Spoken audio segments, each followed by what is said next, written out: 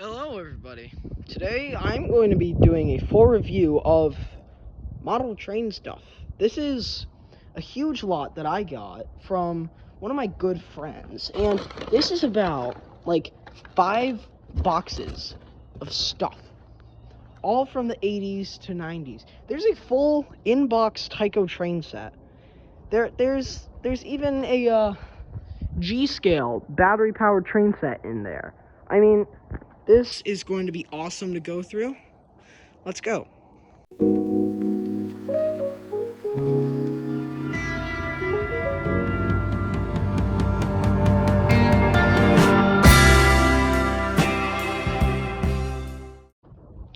Before I do anything, all these boxes are covered in mold and mildew, and I don't want that coming into our house, so I have this Christmas tree box that used to be occupied by, well, a Christmas tree that I'm going to put everything in, and I will catch back up to you guys when I do that.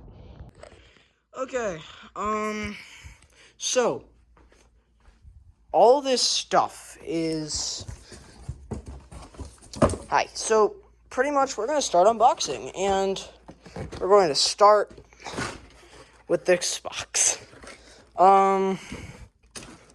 I did all this, I packaged it all up so that it could actually work. And first off, we have this nice Burlington Northern boxcar. And then we have about 6 Lackawanna passenger cars made by Lifelike. Now, they are not prototypically sized, they are not really sized. And that was a Southern Pacific caboose. This is a Burlington Northern caboose. Here is another Lackawanna passenger car, and that should be all of them. Here's a Oscar Mayer Wiener car, freight car. That's pretty cool. And then we get to the miscellaneous stuff. This was in a box, but I had to take it out because the box is ruined. This is what I'm assuming is a never-run Burlington Northern Tyco just locomotive. I mean, this thing seriously is in pristine condition. Either the people that owned these really knew how to take care of them, or they just never ran them. We have a Texaco oil car, Santa Fe caboose. We have this autoloader, actually, without the doors, but that's okay. Union Pacific gondola. Another Burlington Northern boxcar. Burlington Northern flat car. A Santa Fe cattle car. Next we have a Grand Trunk boxcar, the Gronk. We have a Rock Hopper, the Rock. Another Santa Fe caboose. A Soo Line flat car. A Shell oil car. A Milwaukee Road boxcar. And now we have 2 locomotives. This is another pristine condition Bachmann, actually, F unit. This thing still has the chromosome painting on it, and it is in pristine condition. I also have reason to believe that this was never run. Same with this locomotive. This came in the train set that was featured at the beginning, and this is also in pristine condition. Seriously, it's like they never ran any of these. That is stark contrast to my Santa Fe U-boat over there, which is not very great. But that's all for this box, actually. Even though that's still an absurd amount of stuff. And now, we get to the more elusive side. First off, what you're probably going to notice is all of the track. There is seriously an absurd amount of track in this lot. But, first off, we have just some scenery stuff, and now we get down to some rolling flat cars. These are all cabooses. This is a Southern Pacific one. This is a Baltimore and Ohio caboose, and this is a Santa Fe caboose. Just some regular cars. Some more signs and such. Then a beautiful chassis system boxcar. New in box, actually.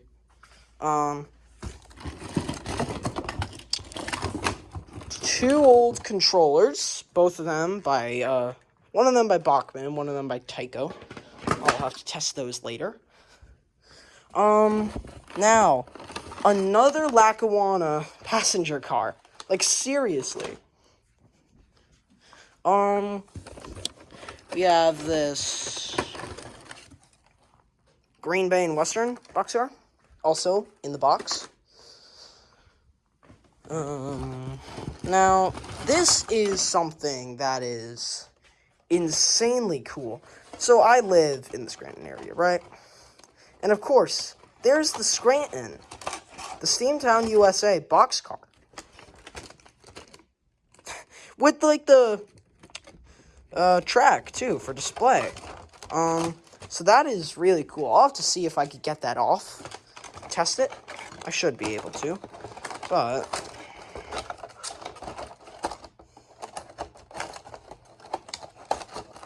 let's just put that back in the box. We have another freight car. It's just what looks to be Union Pacific. I honestly don't know what this is, actually.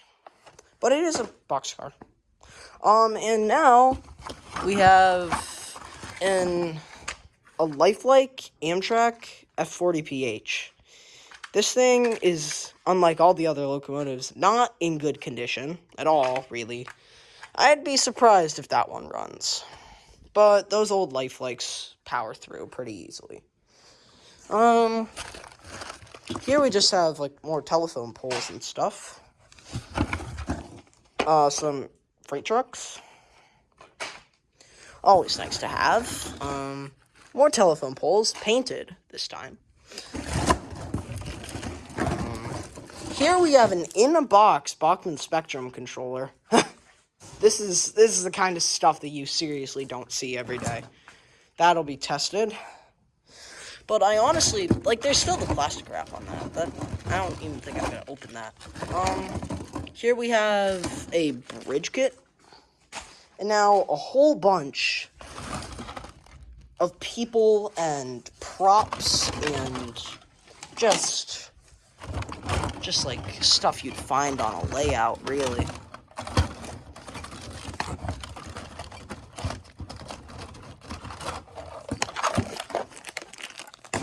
But, like, there's so much of this. I'm starting to lose space on my chair.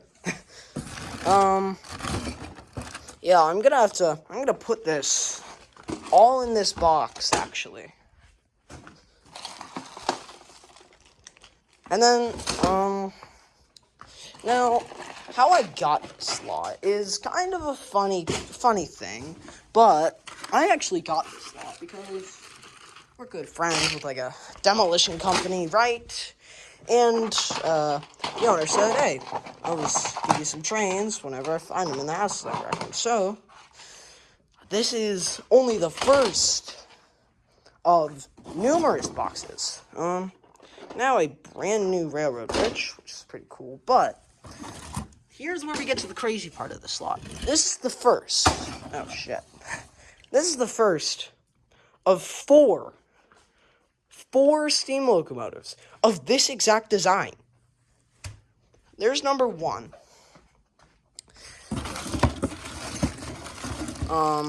Here's also some more people and props if you were interested.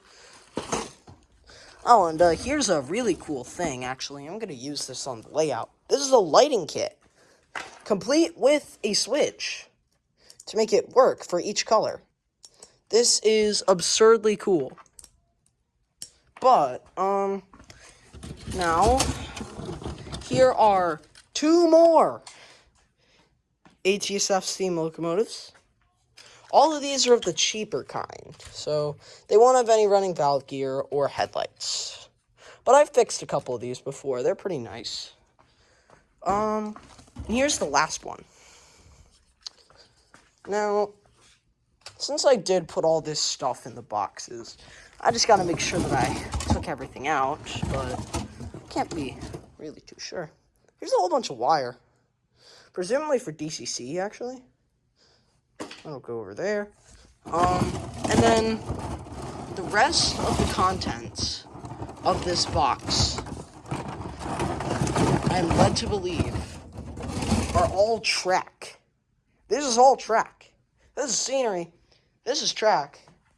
That's rolling stock. That's electronics. So, I do have everything off the layout, or at least I should. I don't. But I'm going to now test all of the locomotives, and I'll get right back to you guys when I'm done cleaning up. Okay, I am back, and we're going to start testing all the locomotives and some of the rolling stock. Mostly the passenger cars, because I really love those. But first, we're going to test out arguably the worst of the bunch.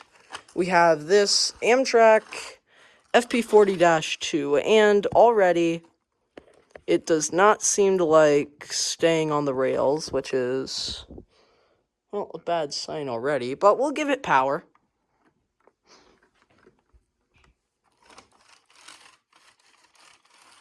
Power's in the track, but we seem to have a completely seized drive.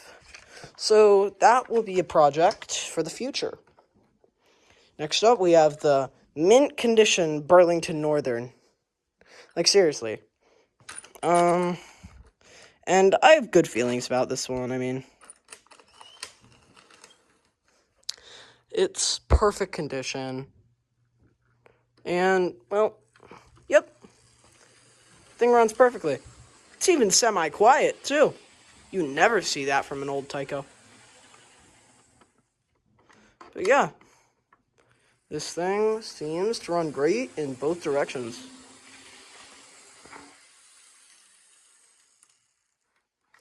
That is awesome to see. Next, we have the old Bachmann pancake drive, but this is also in pristine condition, and I do think this will go. Yep, it goes. It doesn't even have cracked gears. That is impressive. Does not run anywhere close to as good as the Tyco, but it does run nonetheless. That is great to see. Now I will be selling most of these locomotives. Most of the rolling stock and almost all the track will definitely go, but this is Santa Fe U-boat. I think it'll go.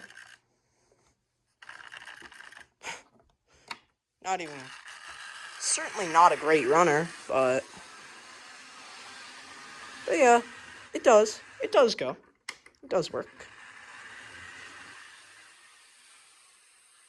Yeah, that is how I was expecting that Tyco over there to run.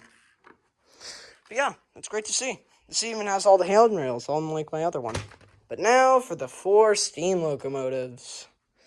I'm guessing if one of these runs, the rest of them will. But I'll test them all anyway. This first one is in okay condition. It's pretty small, but these River Rossies are known to be reliable.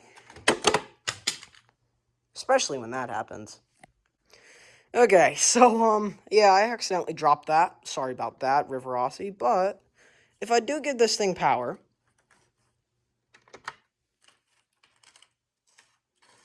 yeah, it definitely wants to.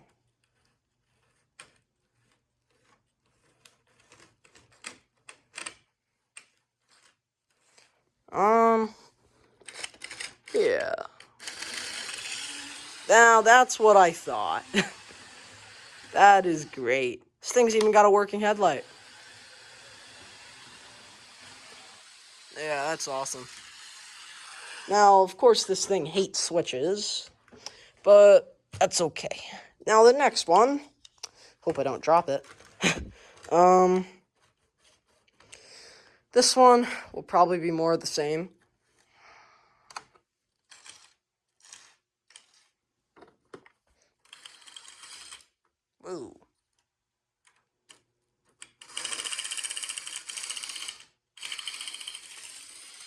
Yeah. Now that sounds like it has some sort of split gear, because if you hear that thing thumping, either something is making contact with it or it's just not working. But that's another runner. Another one.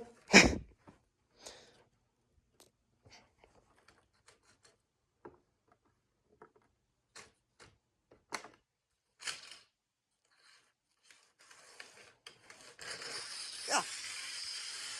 All of them go. Yeah, like, seriously, these things are... Yeah. Really don't think I would have expected anything other than them to run. But now, ooh, this one does not look great. Look at all that rust. Yeah, I am not confident in that because, I mean, this one's fine. This one's fine. And this one's fine. So this one must have been involved at a flood or something, because look at the inside of that. I don't know if you could see that, but that is insanely either dirty or just rusted through. So we'll see if this thing will go. It's not seized, which is good, but yeah.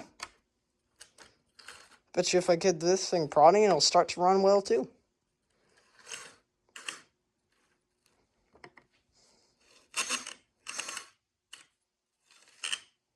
Ooh.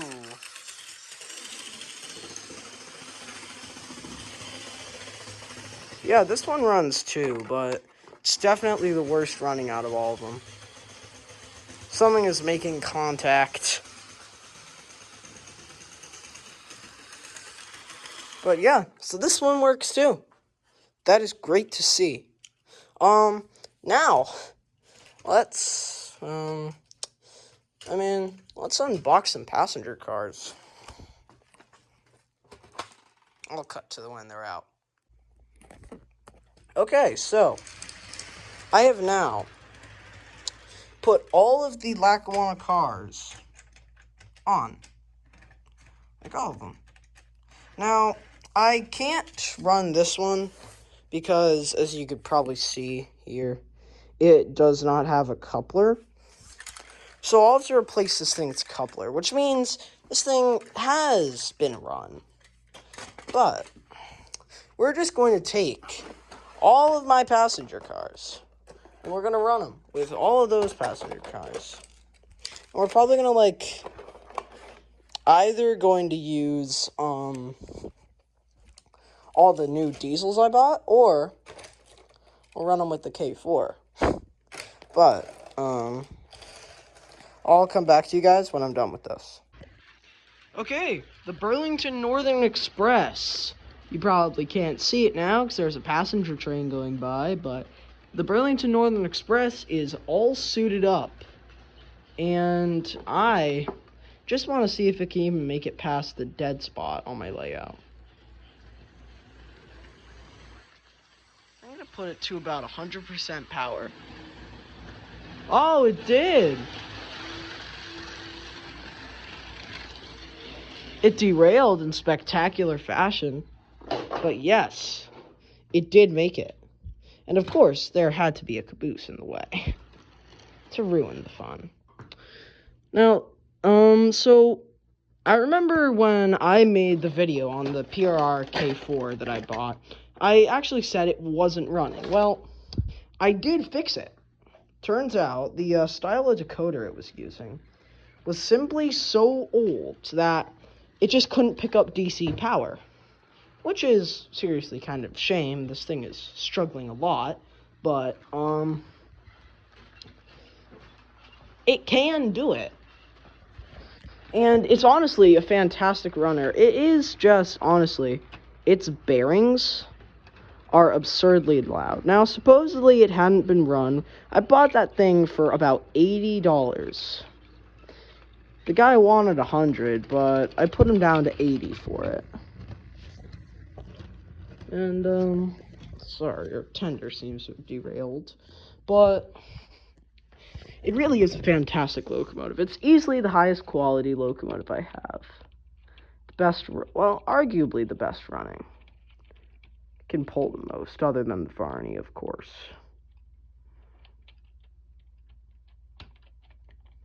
Now, the problem with